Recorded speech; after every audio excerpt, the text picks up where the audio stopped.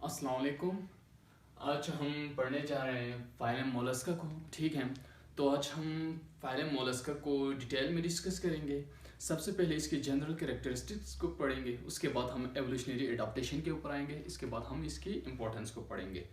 तो सबसे पहले दो जो जनरल कैरेक्टरिस्टिक्स हैं उसके अंदर सबसे पहला पॉइंट हमारे पास आता है यहाँ पे फ्री लिविंग और सेसाइल। अब यहाँ पे फ्री लिविंग हमने ऑलरेडी डिस्कस कर चुका है, सेसाइल को भी हमने ऑलरेडी डिस्कस कर चुका है। ठीक है, तो इसके जो कैरेक्टरिस्टिक क्या होते हैं, फ्री लिविंग भी होते हैं इसके कुछ स्पीशीज जो फाइलम मोलस्का हैं, और सेसाइल भी होते हैं। अभी यहाँ पे फिर से रिपीट करें तो फ्री लिविंग क्या है, वो किसी भी सबस्ट्रेट के साथ अटैच नहीं होते हैं, आगे पीछे मूवमेंट कर सकते हैं। लेकिन जो सेसाइल है, जो इमूवेबल को क्या कहा जाता है, सेसाइल कहा जाता है। ठीक है, अब सेकंड पॉइंट, इसकी जो रहने की जगह की अगर बात की जाए तो सबसे पहला ये जो फ्रेश वाटर के अंदर रहता है, मेरीन के अंदर रहता है, और ऐसे जगहों पे रहता है जहाँ पे मॉइस्ट हो। ठीक है, यानी कि ये लैंड के ऊपर भी रहता है, लेकिन उन जगहों पे जहाँ पे मॉइस्चराइजेशन हो या मॉइस्ट हो या नमी हो जहाँ पे, ठीक है, उन जगहों पे ये रहता है। सबसे पहला कहाँ पे, फ्रेश वाटर के अंदर रहता है, मेरीन मीन्स सॉल्टी वाटर या ओशियन के अंदर ये रहता है। दूसरा, और लैंड यानी कि मॉइस्चर प्लेस के ऊपर ये रहता है। अब इसकी जो बॉडी सिमेट्री की बात की जाए तो बॉडी सिमेट्री क्या होता है, बायलैटरल बॉडी सिमेट्री होता है, और ट्रिप्लोप्लास्टिक क्या होता है, इनकी जेम्स लेयर। अब जेम्स लेयर में क्या था, एक था डिप्लोप्लास्टिक, दूसरा ट्रिप्लोप्लास्टिक। अब ये जेम्स लेयर के हिसाब से फाइलम मोलस्का को भी अगर देखा जाए तो क्या है, फाइलम मोलस्का ट्रिप्लोप्लास्टिक है, और बॉडी सिमेट्री के हिसाब से जो फाइलम मोलस्का के अंदर जो जितने भी स्पीशीज आते हैं अगर उनको देखा जाए तो बायलैटरल इनकी सिमेट्री होती है। अब इनकी जो बॉडी होती है वो क्या होते हैं, सॉफ्ट होते हैं। ये कैरेक्टरिस्टिक्स है ना जनरल। ठीक है, फाइलम मोलस्का के अंदर जितने भी स्पीशीज आते हैं, क्लासेस आते हैं, यहाँ पे सबकी क्या होते हैं, जो कैरेक्टरिस्टिक हैं वो क्या है, यहाँ पे हमने लिखा हुआ है। अब उनको हम यहाँ पे डिस्कस कर रहे हैं। तो ये सारे क्या है, फाइलम मोलस्का के कैरेक्टरिस्टिक है। ठीक है, अब इनकी क्या होता है, body soft and unsegmented. Unsegmented means ये डिफरेंट पार्ट्स में तकसीम हुए नहीं होते, इनकी जो बॉडी है अनसेगमेंटेड। एक तो सेगमेंट होता है ना, पार्ट्स में इस तरह पार्ट्स के अंदर डिवाइड होता है, जिसको क्या कहा जाता है, सेगमेंट। अब इस तरह के पार्ट में अगर क्या है, डिवाइड नहीं है बॉडी, तो उनको हम क्या कहते हैं, अनसेगमेंटेड। अब इनकी जो बॉडी की एक रीजन है जिसको क्या कहा जाता है, मेंटल, जो कि उसकी जो पूरे बॉडी को क्या किया हुआ है, कवर किया हुआ है।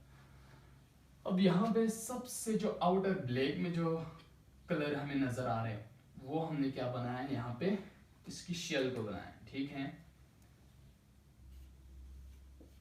शेल।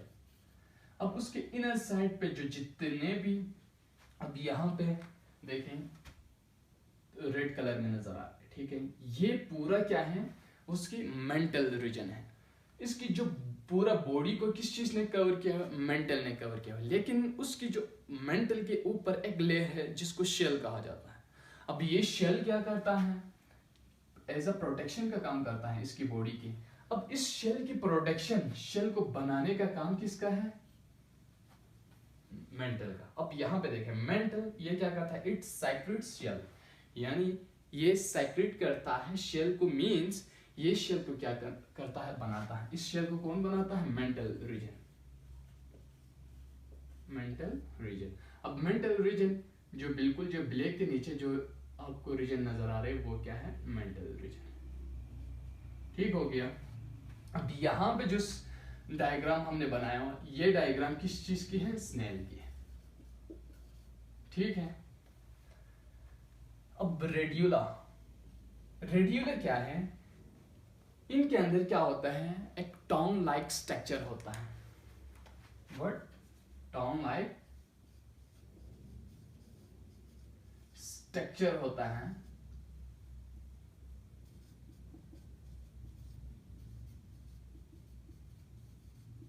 जिसको क्या कहा जाता है, रेड्यूला कहा जाता है, जिसको क्या कहा जाता है, रेड्यूला कहा जाता है। अब ये रेड्यूला, इसको रेस्पिंग ऑर्गन भी कहा जाता है। इस रेड्यूला को क्या कहा जाता है, रेस्पिंग ऑर्गन भी कहा जाता है। और ये एक टाउन लाइक स्ट्रक्चर है जो कि इनकी क्या होता है, माउथ के अंदर मौजूद होता है। ठीक, नेक्स्ट पॉइंट है हीमोसेलिक चैनल। ठीक है, इसको हीमोसील भी कहते हैं सिंपली अगर कहें तो, लेकिन अगर चैनल की बात की जाए तो हम इसको क्या कहते हैं, हीमोसिलिक चैनल। हीमोसिलिक चैनल मींस ये चैनल है वो किस चीज के डिवीजन से बनता है,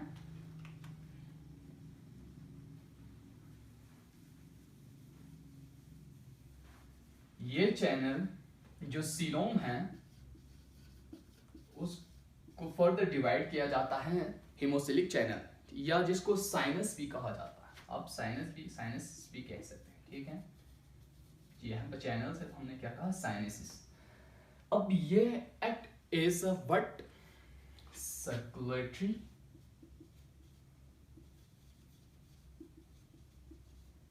सिस्टम के तौर पर ये क्या करता है, ये act as a part of circulatory system के तौर पर काम करता है। कौन, हीमोसेलिक चैनल। ठीक है, इनके बॉडी के अंदर एक कैविटी है। सिंपली अगर आप देखा जाए तो जो हीमोसील है वो क्या है, एक कैविटी है जिसके अंदर ब्लड और लिम्फ क्या होता है वहां पे मौजूद होते हैं, और ये act as a part of what, circulatory system के तौर पर ये क्या करता है, एक्ट करता है। ठीक, अब इनके अंदर जो सेक्सेस हैं उनकी बात की जाए, सेक्सेस मींस मेल और फीमेल। ठीक, मेल और फीमेल की बात की जाए तो इनके अंदर स्प्रेड भी हो सकती हैं और यूनाइटेड भी हो सकती है। ये डिफर करता है स्पीशीज टू स्पीशीज। अब नेक्स्ट पॉइंट हमारे पास है एवोल्यूशनरी एडाप्टेशन। अब एवोल्यूशनरी एडाप्टेशन में सबसे पहले हम किस चीज की बात करते हैं, डाइजेशन। डाइजेशन, यहाँ पे जो डाइजेशन है वो एक कॉम्प्लेक्स स्ट्रक्चर है जिसके अंदर क्या आता है, रेस्पिंग ऑर्गन, जिसको हमने क्या कहा था, यहाँ पे रेड्यूला के नाम से हमने बात किया था। ठीक है, ये कहाँ पे पाया जाता है, इनकी माउथ के अंदर पाया जाता है। ये क्या था, एक टाउन लाइक स्ट्रक्चर है, और इसके साथ साथ क्या होता है, एनएस भी पाया जाता है। ठीक है, अब रिस्पायरेशन की बात की जाए तो इनके अंदर जो रिस्पायरेशन का प्रोसेस होगा वो किस तरह होगा,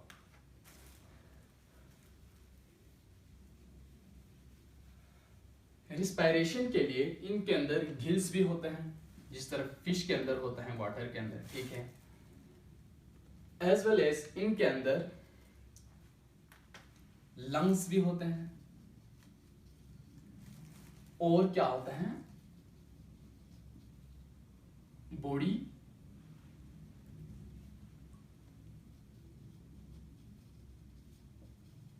और भी होता है। रिस्पायरेटरी सिस्टम के अंदर क्या है, ठीक है, गिल्स हैं, ठीक है, लंग्स हैं एंड बॉडी पोर्स। ये किस चीज के अंदर आता है, रिस्पायरेटरी सिस्टम के अंदर। ठीक है, रिस्पायरेशन के लिए, रिस्पायरेशन एक प्रोसेस है जिसके अंदर क्या करता है, यानी कि गैसेस की एक्सचेंज होती हैं। अब उसके लिए इनके अंदर क्या है, उस गैसेस एक्सचेंज को होने के लिए गिल्स भी पाए जाते हैं, लंग्स और बॉडी पोर भी। अब ट्रांसपोर्ट की बात की जाए तो जो सर्कुलेटरी सिस्टम होते हैं इनके अंदर क्या होता है, ओपन सर्कुलेटरी सिस्टम होते हैं। ओपन सर्कुलेटरी सिस्टम के अंदर क्या होते हैं, हार्ट एंड ब्लड कैपिलरीज हैं, लेकिन वो कहाँ पे ओपन होते हैं, हमने एक कैविटी की बात की थी, हीमोसील। ठीक है, यहाँ पे हीमोसिलिक चैनल, या इसको क्या कहा जाता है, हीमोसील। ठीक है, हीमोसील एक कैविटी है जहां पे क्या होते थे, ब्लड और लिम्फ वहां पे मौजूद होते हैं। ठीक है, अब इनके अंदर जो ट्रांसपोर्ट या सर्कुलेटरी सिस्टम है वो क्या है, ओपन सर्कुलेटरी सिस्टम है। और एक्सक्रीशन की बात की जाए तो एक्सक्रीशन, इनके अंदर एक्सक्रीशन के लिए क्या है, मेटानेफ्रेडिया है। ठीक है, इनके अंदर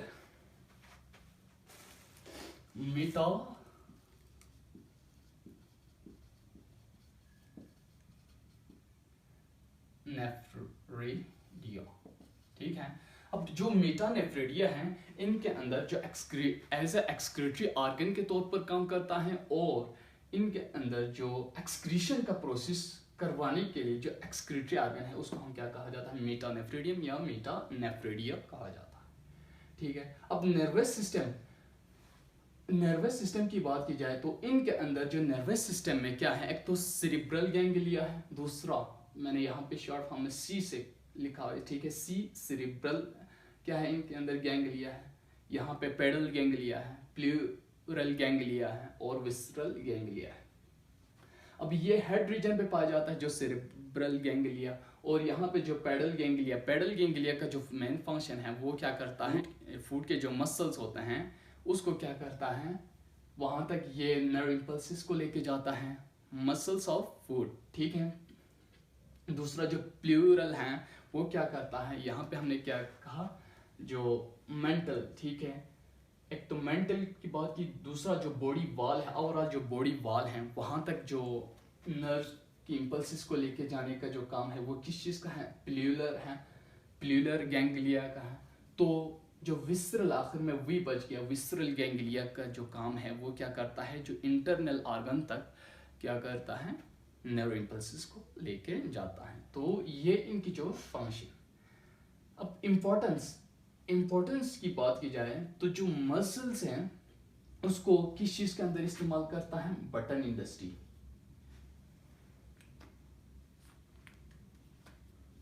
इसकी जो इकोनॉमिक इंपॉर्टेंस है इसको बटन इंडस्ट्री के अंदर इस्तेमाल करता है, ठीक है, यूज किया जाता है।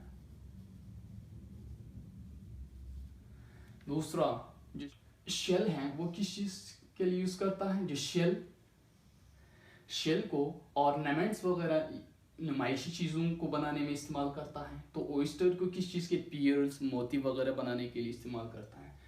और जो क्लैम्स, ओइस्टर एंड मसल, इन तीनों को किस चीज़ के अंदर भी, किस चीज़ के लिए भी यूज़ करता है, एज सोर्स ऑफ फूड के तौर पर। एक तो फार ईस्ट, यूरोप और अमेरिका के अंदर यूज़ करता है।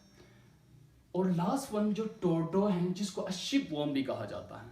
ये जो शिप वर्म के तौर पर, शिप वर्म क्यों कहा, क्योंकि ये क्या करता है, जो शिप्स होते हैं उनके अंदर जो वुडन पार्ट होते हैं उनको क्या करता है, खा जाता है, उनको डैमेज करता है, इसलिए ये टोर्टो उसको क्या कहा जाता है, शिप वर्म भी कहा जाता है। तो ये थी आज की हमारी जो टॉपिक फाइलम मोलस्का।